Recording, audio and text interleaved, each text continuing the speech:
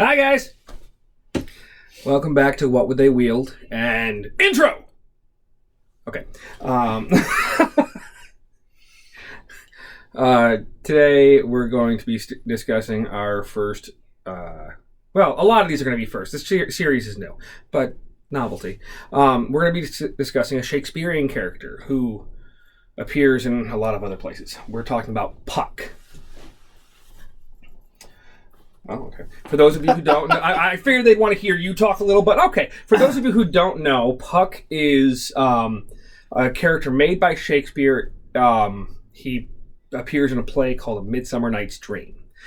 And it's all about the teenage style love triangle, but it's actually a love square. It was weird.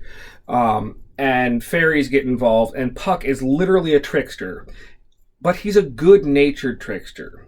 He even says in the end of the show, he goes, I hope with our tricks and our whole story here, we hope that we have offended no one. We just wanted to create a joyful tale on this Midsummer Night's Dream. Nothing was meant maliciously. But that being said, he is a fairy, and he... Just because you meant no harm doesn't mean you didn't do anything. Right. So it is what it is, but... And he's appeared in a lot of places and has been portrayed by a lot of people. For any of my 90s kids, if you remember the Gargoyles TV series, did you see the Gargoyles TV series? I remember, I definitely watched it as a kid. Okay.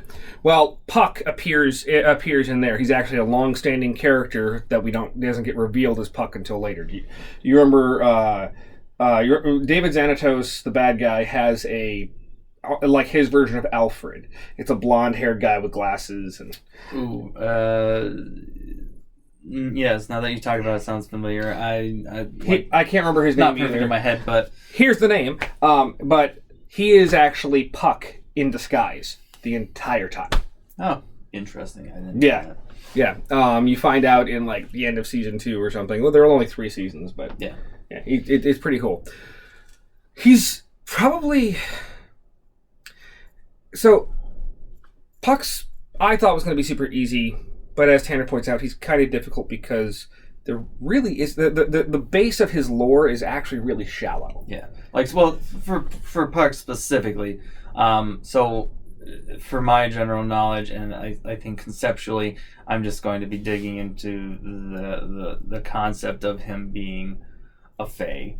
That general concept, I think, has to be applied here.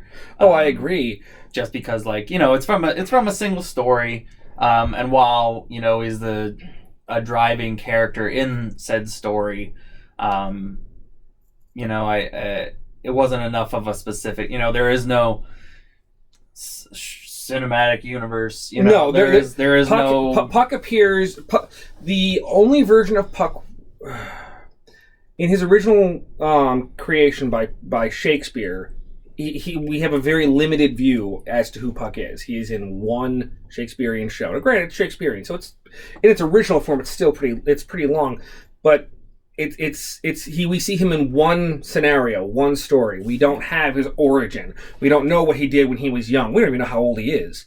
Yeah, I mean, it'd be great. It'd be great if Puck was all in all some kind of character that popped up in every single Shakespearean play. It would be a cool concept, but that wasn't.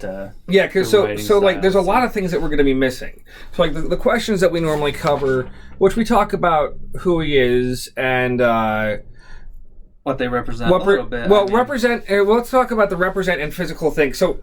We have a lot on what Puck represents. We'll get into that in a second. Yeah. But where we're really lacking is like his physical nature. We don't know how strong Puck is. He never lifts anything. He never hits anything. Yeah. We don't know. We don't know what his fey abilities would lend to him. I mean, we don't know how fast he is. We don't know. The only conceptual thing you go with is the shape shifting. Yeah, I mean, ability, if you will.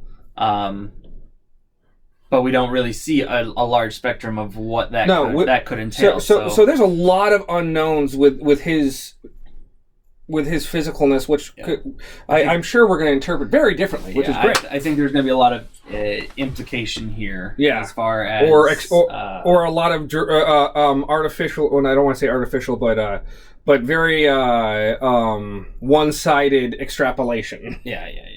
So, But now, on the contrary, when it comes to what he represents, that we have more than any other character almost that we've had so far. Puck is a literal literary representation of certain concepts, of learning from mistakes, teaching lessons to mortals through trickery. That is what the Fae have always been, even before Shakespeare's time. What you have to remember is that the Fae come from old Irish and old Scots Gaelic, from a time before the Roman Empire. And especially in places like Ireland and even Scotland, they believed in the Fae until well into the 1800s. I mean, arguably, some may still today.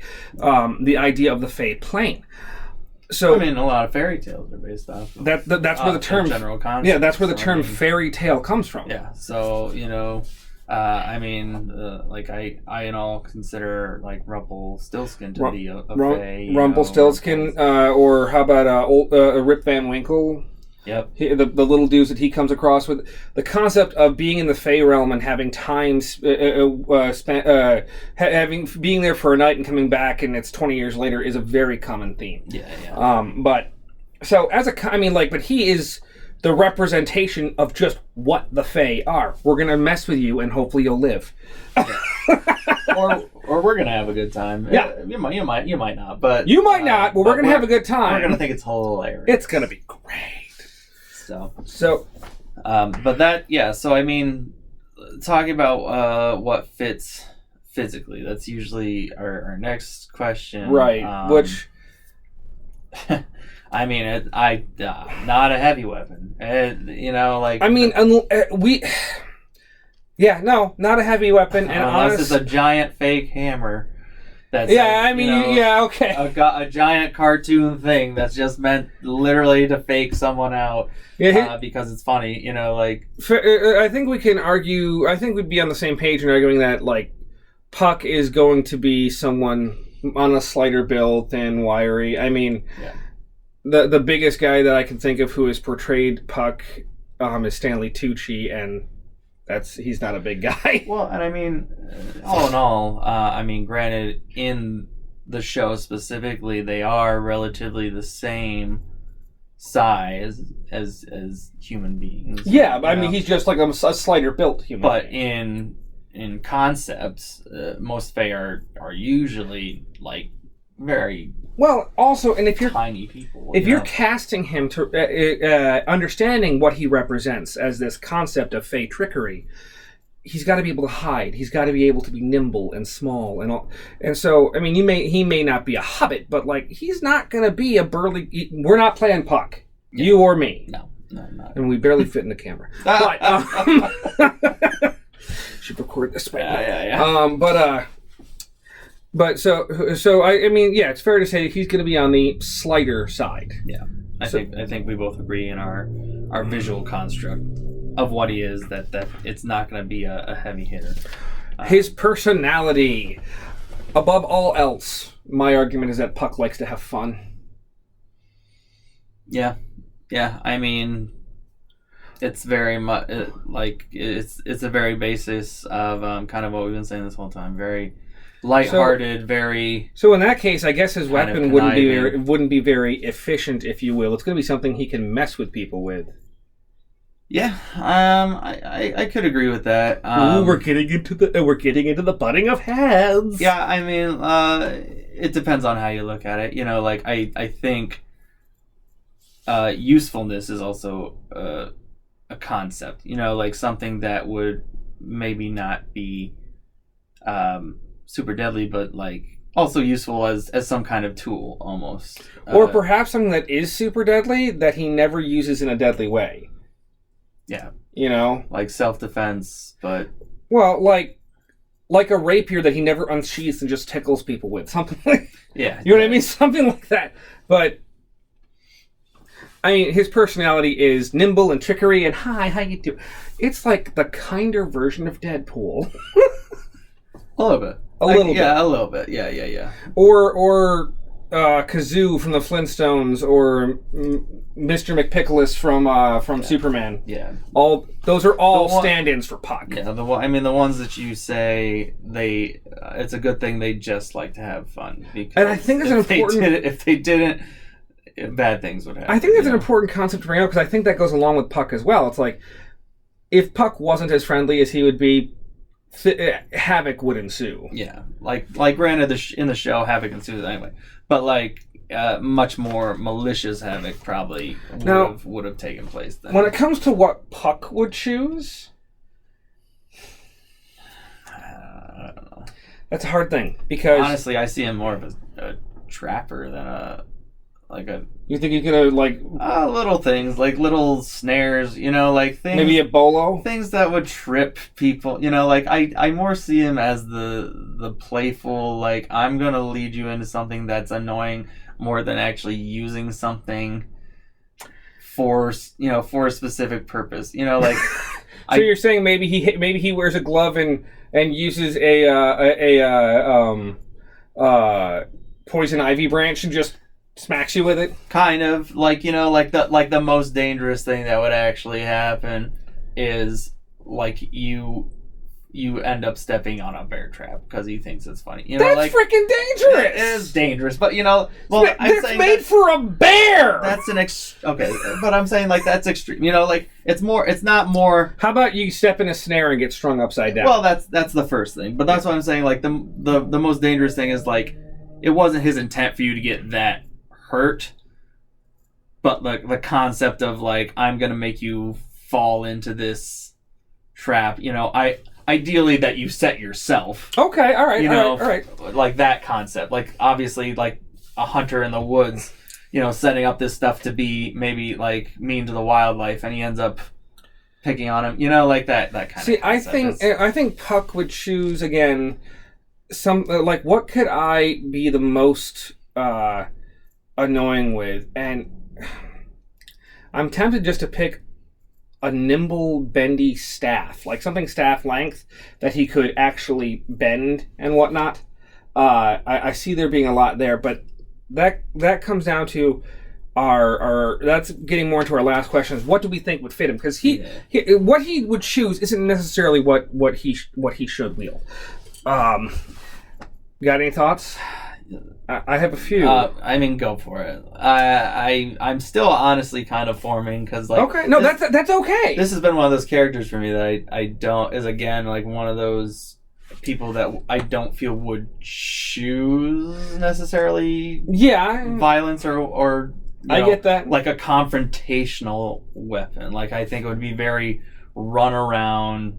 I agree. Concepts, which is why the first there I have two again. Okay, go for it. If he was actually going to get into a fight, and we're talking like bloodthirsty Puck for whatever reason, I see a sword, but not a rapier. I see what I would classify, I guess, as Bronze Age Anglican. It's leaf shaped. It's only about this long. Mm-hmm.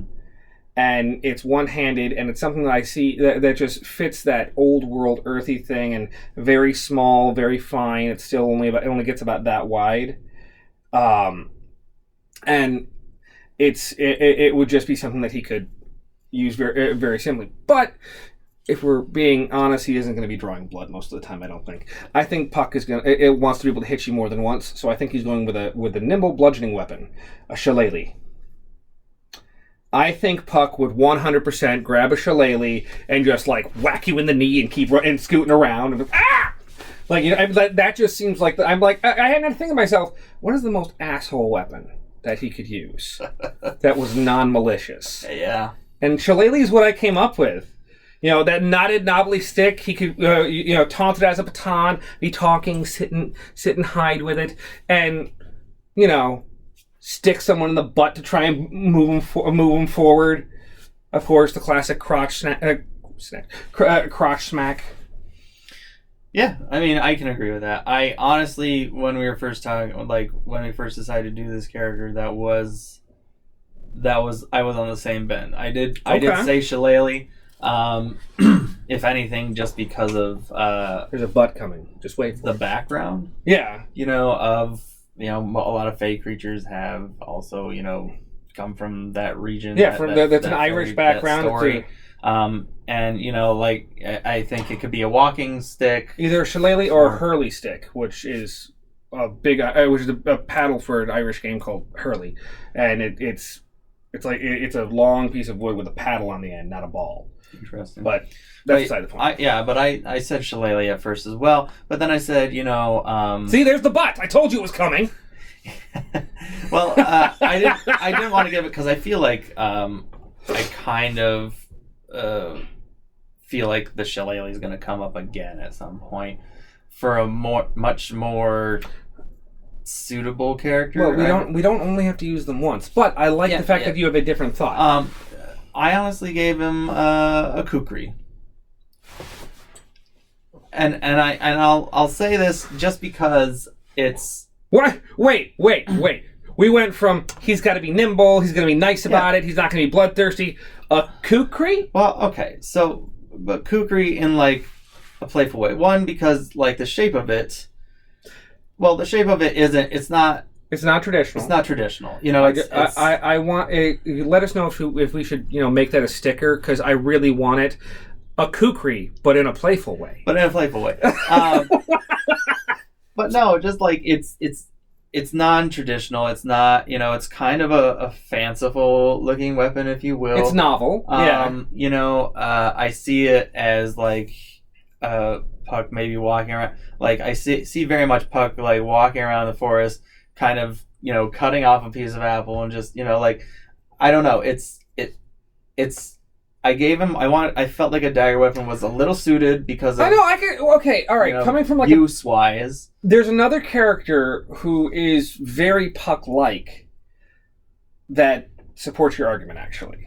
Well, which is Peter Pan, and that's exactly what I was looking at. I was like, oh, Peter Pan fights with this really tiny sword against Captain Hook, and I was like, well. If you're going with the concept, it's a knife. It's something that's useful for whatever else he wants to do to set things up. Okay. But in the ultimate, I get what you're putting down. Look of things, if he was in trouble, it could, be an actual weapon. We haven't discussed Peter Pan, which actually that's a person that we could put on the list, because I haven't read the original story, except I have read excerpts. And you're right, it is something that he can use when he needs to. Because he actually was kind of a murderer. So, like, he's the only one who didn't age.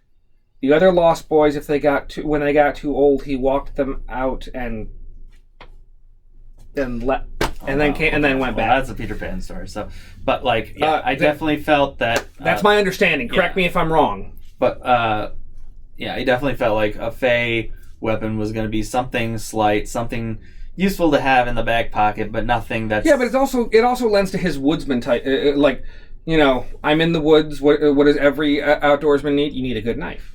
So I'll buy that. Like, I also, depending on what we're going with, because I was thinking, in traditional Fae, they are kind of small creatures, and they're able to, like, if you wanted to, you could stick it in a tree and kind of just stand on it. Like, just... We could kind of combine our thoughts by giving him a cattle prod. No. Too much. It'd be fun. It's funny though. Puck with a cattle prod just sitting in the bush going, BAM! But yeah, no, that was what I decided. So the shillelagh concept was very much because it's again one of those punishing concepts. Yes, it's one of not going to be aggressive, but the kukri is something that as wandering around the forest you could use to do whatever you need to. And to your credit, this concept of what would they wield doesn't mean that they would be malicious and bloodthirsty. So I totally get where you're coming from with the knife. Yeah. It's not like he's going on the offensive. Yeah, exactly. Mine was from a more offensive standpoint of I'm going to, they try and teach through trickery. I'm going to teach you aggressively. Yeah. To say the least. Yeah. But all right, so tell us who you agree with. Would he have a little dagger, or would he have a shillelagh? Or would he have something else? Or do you disagree entirely? Yeah, maybe you don't agree with the interpretation of Puck or Faye at all. If there's one thing that literary arguments love to be made all the time about, it's Shakespeare characters. But yeah, thanks for joining, and we hope to see you again soon. Please, if you can, put a little comment down and like, because it helps the algorithm. Well, it helps us and the algorithm to recognize us. We're lonely. Annoy us with annoy your friends with us. It'll be great. All right, y'all. Have a great one, and we'll see you next time.